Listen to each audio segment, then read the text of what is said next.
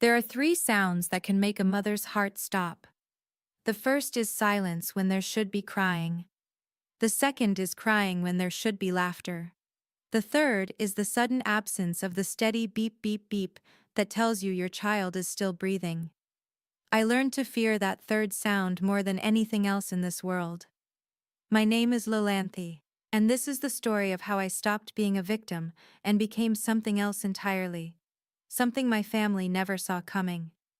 It was midnight on a Tuesday when I found myself on my hands and knees scrubbing the kitchen floor of our cramped rental house in the outskirts of Philadelphia. The mop bucket sat beside me, its water already gray with dirt and grease. I had picked up an extra cleaning gig through one of those apps that connects desperate people with even more desperate work. $12 an hour to make someone else's home livable while mine was falling apart. But I needed every penny I could get. From the room next door, I could hear it. That rhythmic electronic pulse that had become the soundtrack of my existence. Beep beep beep. Leo's oxygen monitor. My 7-year-old son, small for his age and fragile as paper, slept with a machine that measured every breath he took. Chronic respiratory failure, the doctors called it. A lifetime of medical equipment, they said. But also a lifetime. And that was what mattered. A shadow fell across the wet floor. Haley, my 20-year-old sister, stood in the doorway with her phone held up filming. She was always filming something, always trying to capture that one viral moment that would make her TikTok famous. Without breaking her gaze from her screen, she deliberately kicked my bucket. Dirty water sloshed across the floor I had just cleaned. "Oops," she said, her voice flat. "Better clean that up, sis. I need this floor spotless for my new video. I'm reviewing these knockoff sneakers I got from some Chinese website." I sat back on my heels, feeling the dirty water seep into my jeans. This was not the first time Haley had sabotaged my work. Last week, she had unplugged Leo's nebulizer mid-treatment because the humming noise was ruining her audio. My father's voice boomed from the living room. "Lolanthe, you making coffee or what?" Rick had been laid off from his job at the manufacturing plant 6 months ago. Since then, he had spent his days on the couch, rotating between Fox News, Budweiser, and complaints about how the government was ruining America while collecting unemployment benefits himself. I abandoned the bucket and made coffee, brought it to him, received no thanks, and returned to clean the floor for the second time. Then I checked on Leo. He was sleeping peacefully, his small chest rising and falling with mechanical assistance. I kissed his forehead and whispered, "I love you, baby, more than anything in this world." I finally went to my converted storage space that served as a bedroom. 4 hours until my alarm. 4 hours to rest before starting 3 different jobs again. I closed my eyes and listened to the distant beeping from Leo's room. That sound meant he was alive. That sound was everything. I should have known that sound could disappear. I woke to silence. Not natural silence, but an absence so complete it made my skin prickle with instant dread. The beeping had stopped. I sprinted down the hallway. Leo's door was already open. The oxygen concentrator's screen was dark, completely black. The power cord hung loose, unplugged from the wall. And Leo was making a desperate, gasping wheeze as his body fought for air it could not get. "No, no, no, no, no," I chanted, reaching for the backup oxygen tank. My fingers fumbled with the valve. It was stuck. It would not turn. Leo's gasping got worse. His lips were starting to turn blue. I screamed, "Help! Somebody help me!" I braced my foot against the wall and yanked at the valve with both hands, putting my entire body weight into it. My palms were slick with sweat, or maybe blood. All I knew was that my son was dying, and I could not get this valve to open. Light flooded the hallway. My father appeared in the doorway, moving slowly despite my screaming. He took one look at the scene and shrugged. "Let nature take its course. Maybe it's for the best. Save us the electric bill." Behind him, I could see my mother Sharon and Haley. Neither moved to help. Haley was smiling, actually smiling, and she was holding her phone up, pointed at me, recording. This is going to be such good content, she said quietly. The valve suddenly gave way. I fumbled with the mask, my bloody hands leaving red streaks as I fitted it over Leo's face. For a terrible moment, nothing happened. Then Leo's chest hitched, and he took a shuddering breath. The blue tinge started to fade from his lips. The lights blazed back to full power. I looked up and saw Haley standing by the circuit breaker box in the hallway. She had flipped it back on. She had turned it off in the first place. "Oops," she said. "Must have accidentally bumped the breaker." "You know how clumsy I am." My mother laughed. Actually laughed. "Oh, Haley, you're terrible. That was quite a prank." My father waved his hand dismissively. "Don't be so dramatic, Lolanthe. The kid's fine.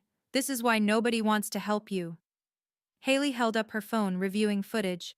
"Mom, you think I should post this? The drama is incredible. People eat this stuff up."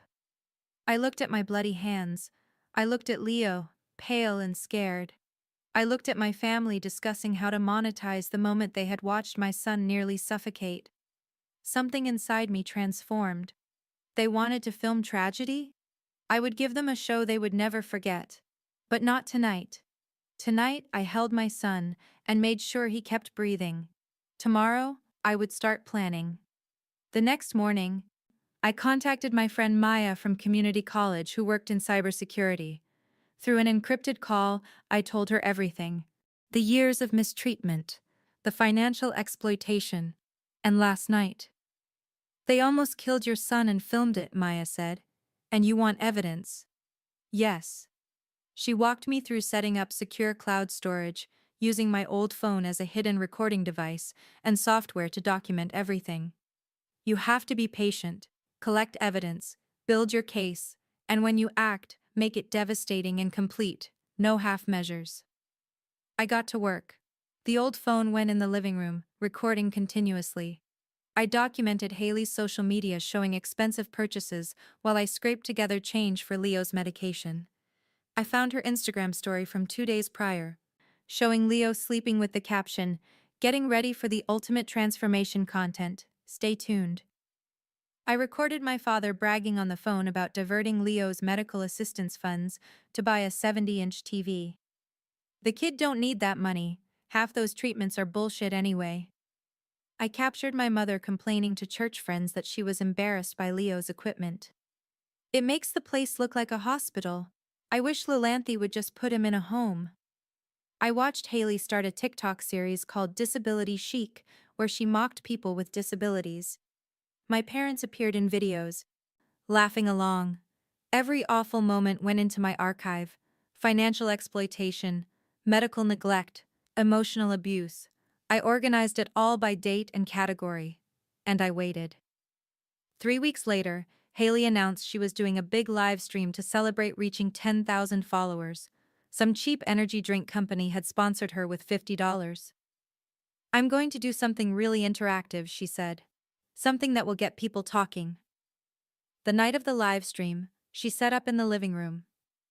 Then she wheeled Leo's oxygen concentrator into the frame. "What are you doing?" I asked. "Creating content. Don't worry, this is just going to be a fun little challenge." She went live. Within seconds, viewers joined. 50 people, 100, 200. "Okay, everyone," she said, smiling. "Tonight we're doing something edgy. You guys know I keep it real. I want to talk about the reality of living with someone who's disabled. So here's the challenge. If this video gets to 1,000 comments in the next 10 minutes, I'm going to unplug this oxygen machine for 60 seconds, just to see if my nephew is really as dependent on it as my sister claims, or if she's just being dramatic." The comments exploded. The notification sounds became constant. "Haley, I swear to God, if you touch that machine," I started. "What?" she interrupted. "What are you going to do? Hit me? Go ahead. Do it on camera." My father stood up. "Do it, Haley. Unplug the damn thing." My mother was filming on her own phone, getting a different angle. "This is incredible content, honey." The comment counter hit 1,000. Haley smiled and reached for the power cord. "Okay, everyone. Here we go. 60 seconds starting now." She unplugged it. the machine went silent, and I made a decision I would never regret. I did not stop her. I did not make a scene. Instead, I pulled out my phone and filmed everything. I filmed Haley watching the timer with a smile. I filmed my parents encouraging her. I filmed Leo in the next room starting to cough. All of it in perfect damning detail. At 60 seconds, Haley plugged it back in and laughed. "See? He's fine. My sister is such a drama queen." The live stream ended. Haley was glowing with satisfaction, and I quietly sent the video to Maya with a single message: "It's time." Maya moved fast. Within an hour, Haley's live stream had been clipped and spread across Reddit, Twitter, Facebook, and TikTok through dozens of accounts in parenting groups, disability advocacy communities, and local Philadelphia news pages. The title was simple: "Influencer Unplugs Disabled Child's Oxygen Machine for Views." It went viral in the worst possible way. By morning, the comments on Haley's page were brutal. People calling her a monster. People tagging Child Protective Services. Someone had identified our house. Someone else found my father's Facebook showing his posts about diverting Leo's medical funds. The knock came at 11. 2 CPS representatives and a police officer.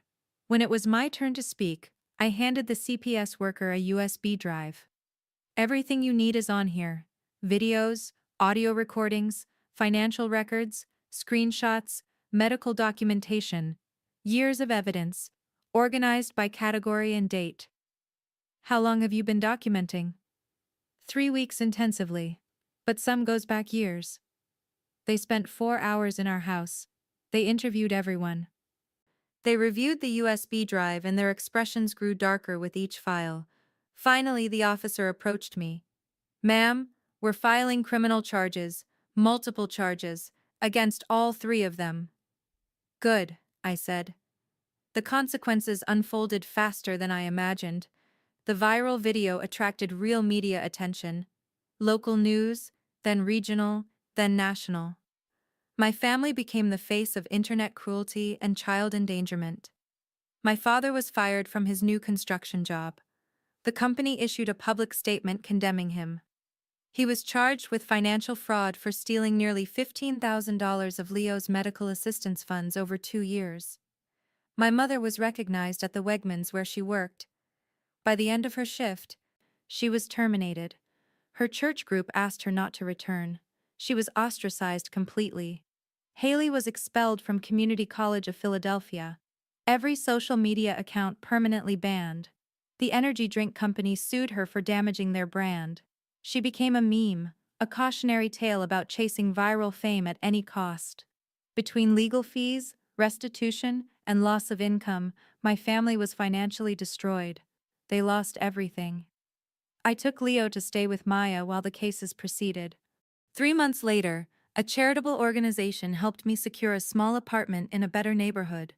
It was clean, safe, and quiet. Leo had his own room painted blue with white clouds. We were not rich, but we were stable. We were free. I was loading our last boxes into a borrowed van when a beaten sedan pulled up. My father, mother, and sister got out. They looked terrible, thin, exhausted, desperate. "Lolanthe," my father said, his voice breaking. "Please, you have to help us. Tell the court this was all a misunderstanding. We're family." I looked at him, then at my mother, then at Haley. Leo was in the van, holding a stuffed animal, looking healthy and happy. "Family?" I repeated quietly. "You want to talk about family now?" "We made mistakes," my mother said quickly. "But we didn't deserve this. You've destroyed our lives." "No," I said calmly. "I documented your choices. I showed the world exactly who you were. You destroyed your own lives." Haley stepped forward with real tears. "Lolanthe, please. I'm sorry. I know what I did was wrong. But I'm losing everything." "You can't live with the consequences of your actions?" I asked. "You can't live with being poor and struggling and having no one help you? Leo almost died because you turned off his oxygen for content. He almost died while you filmed and our parents laughed. And you think 3 months of consequences is too much? My father's face twisted with anger. We gave you a place to live. You gave me a place to serve you, I corrected. You exploited my labor, stole from my child, and treated us like we were less than human. That's not generosity. That's captivity. So this is your revenge? My mother asked bitterly. No, I said, getting into the van. I'm not going to watch anything. I'm going to live my life with my son. I'm going to forget you exist. What happens to you now is your problem, not mine. Lolanthe, my father called as I started the engine. You can't just leave us like this. I rolled down the window and looked at him one last time. Yes, I can. And I drove away. I watched them in the rearview mirror, 3 people standing in the street looking lost and broken, and I felt nothing. Not satisfaction, not guilt, not even anger, just a profound sense of closure. They were simply people who existed in a world I was leaving behind. Leo turned to me. Mommy, where are we going? Home, baby, I said, squeezing his hand. We're going home. Over the following months, I rebuilt my life piece by piece. I enrolled in online courses to finish my degree in healthcare administration. Maya became a regular part of our lives, visiting and helping while I studied. I joined support groups for parents of medically complex children and made real friends who valued me as a person. For the first time in years, I remembered how to laugh. I remembered what it felt like to look forward to things instead of dreading them. The legal proceedings took almost a year. My father got 18 months in prison. My mother received probation and mandatory counseling. Haley got community service and a permanent record. They tried to contact me several times that year. Letters, emails, messages, all saying they were sorry, they had made mistakes, they wanted to be a family again. I never responded. There was nothing left to say. 2 years after moving to our apartment, Leo started regular school. His health had stabilized enough that he could attend with just a portable oxygen tank and a nurse on site. I walked him to his classroom that first day, terrified and proud.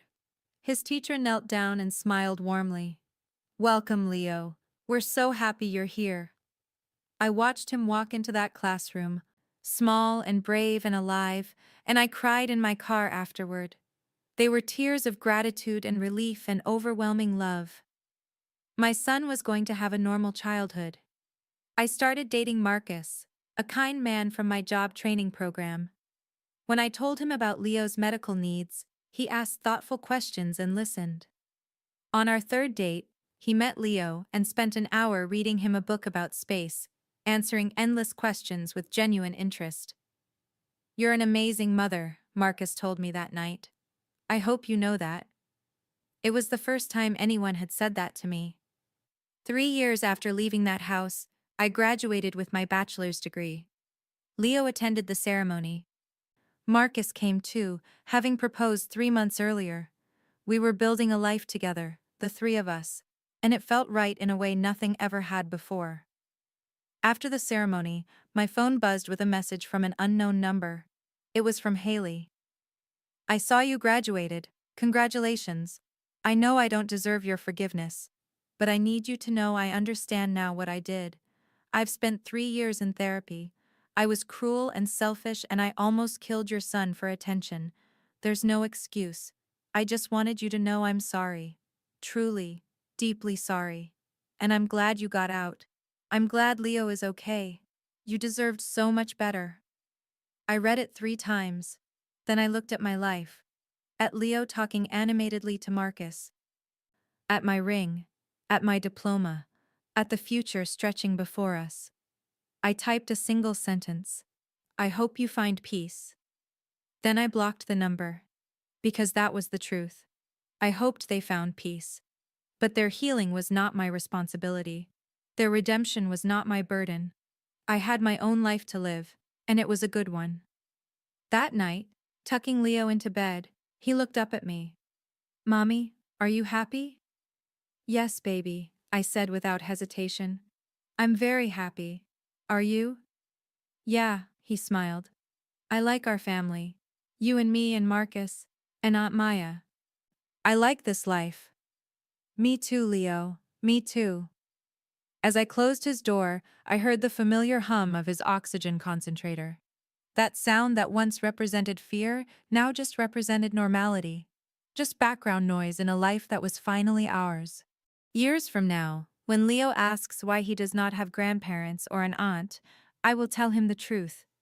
I will explain that some people are too toxic to keep in your life, even if they share your blood. I will teach him that family is who chooses to love and support you. I will show him that walking away from abuse is not weakness, but strength. And I will tell him that sometimes the kindest thing you can do is let people face the consequences of their actions. That sometimes the most loving thing is to refuse to enable cruelty. That sometimes the strongest thing is simply to walk away and build something better. The last breath of monsters is not always dramatic. Sometimes it is quiet. Sometimes it is just the sound of a door closing as you walk away. Sometimes the most powerful revenge is not destruction, but freedom. I am not the woman who scrubbed that floor at midnight. I am not the daughter who apologized for existing. I am not the sister who absorbed abuse in silence. I am not the mother who begged for basic decency. I am Lolanthe. I am a survivor. I am a protector. I am free. And that is the greatest revenge of all.